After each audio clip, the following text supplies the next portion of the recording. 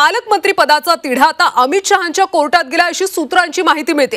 रायगड नाशिकच्या तिढा आता अमित शहा सोडवणार आहेत। शहा महायुतीच्या तिन्ही नेत्यांसोबत चर्चा करणार असल्याची सूत्रांची माहिती आहे। उद्याच्या अमित शहांच्या दौऱ्यामध्ये तोडगा निघण्याची शक्यता वर्तवली जाते।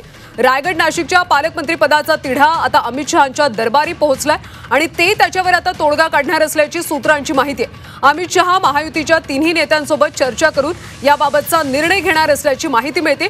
उद्या केंद्रीय मंत्री अमित शहा पुणे दौऱ्यावर आहेत आणि यावेळी पालकमंत्री पदाबाबत चर्चा होऊ शकते अशी माहिती आहे।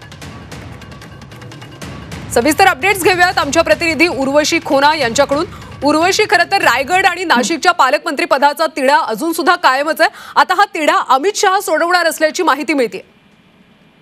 नक्कीच अमित शहा जेव्हा उद्या आता पुण्यात येणार आहेत तेव्हा ते नेत्यांची भेट घेणार का याच्यावर लक्ष आहे, कारण की आता जे तिढा सुटत नाहीये हा तिढा आता सध्या असं समजून येतंय की अमित शहांच्या कोर्टात आहे। तर नाशिक आणि रायगडमध्ये पालकमंत्री आता कोण बनणार आणि कोणाकडे जाणार हे सगळ्या गोष्टींना घेऊन जे अमित शहा हे तिन्ही पार्टीच्या नेत्यांशी ज्येष्ठ नेत्यांशी भेट घेणार आणि त्याच्यानंतर हा तिढा सुटला जाणार असं समजतं।